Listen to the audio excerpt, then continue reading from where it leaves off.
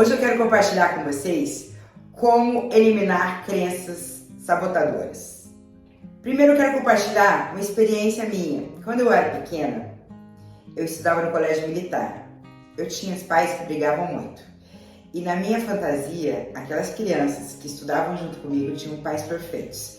E para mim, eu não era merecedora de conviver com aquelas crianças, porque meus pais brigavam muito. Então, eu não era merecedora, eu não fazia jus a brincar com aquelas crianças. E eu me sentia rejeitada. Cresci assim durante muito tempo, brincando sozinha, porque achava que eu não podia ser incluída no grupo. Fui crescendo e fui também levando isso comigo, carregando esse rótulo comigo de não merecedora. Comecei a desfilar, às vezes eu não era chamada por uma coisa ou por outra, achava que as pessoas estavam me rejeitando, que eu não sabia desfilar bem. Às vezes, quando eu comecei a me posicionar no colégio, depois na faculdade, quando eu comecei a fazer psicologia, também era chamada para dar palestras, para pertencer a alguns grupos, e sempre eu ficava na defensiva, achando que eu não ia ser bem vista, que eu não era incluída, e sempre com aquele sentimento forte da rejeição.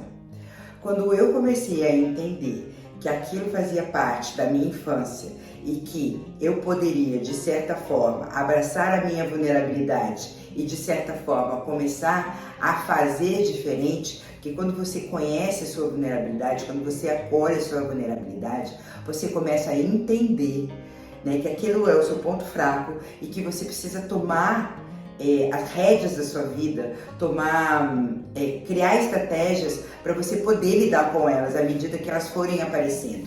Então, quando eu tinha palestras, quando eu tinha algum pertencimento a algum grupo, eu tomava muito cuidado para que eu não esbarrasse naquele sentimento de inferioridade que eu tinha quando eu ia me relacionar com as pessoas. Então eu falava, não, aquela situação foi uma situação de quando você era criança, a sua criança interior, ela sentia aquilo. E aquilo era algo que não era relacionado a mim, e sim aos meus pais, que brigavam muito. Depois meus pais se separaram e eu percebi que meus pais me amavam de qualquer forma, não é porque eles brigavam que eu não era amada.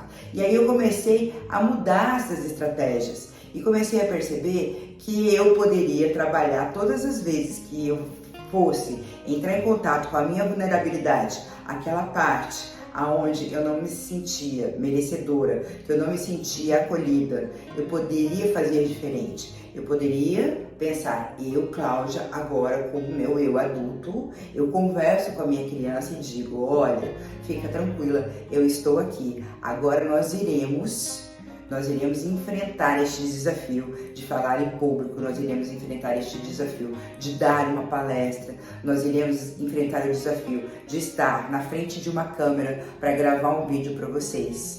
Tudo isso, a partir do momento que você enfrenta, você vai criando reforços positivos. E aqueles reforços negativos, eles vão ficando embaixo.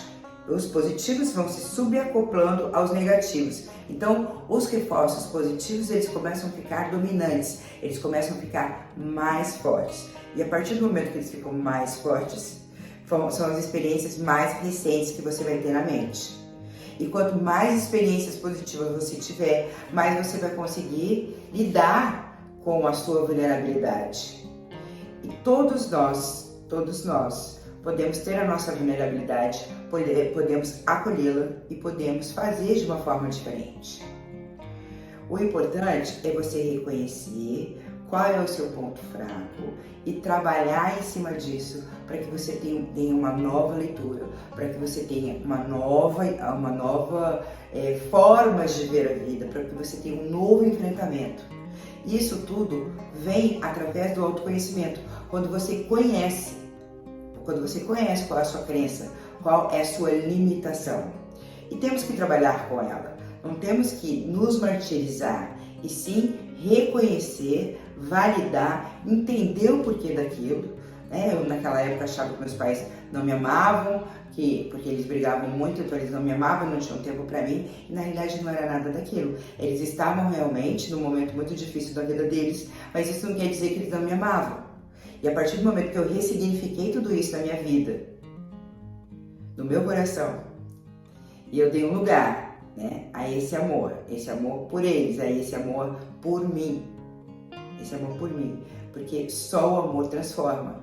Não adianta quando você está numa situação difícil, você ainda se martirizar, você ainda se punir por isso. Você precisa te olhar para você com carinho. Se olhe com amor, porque só o amor tem o poder de transformar qualquer sentimento, qualquer comportamento. E a partir disso, que você se olha com amor, que você acolhe, você consegue fazer e escrever uma nova história sobre você.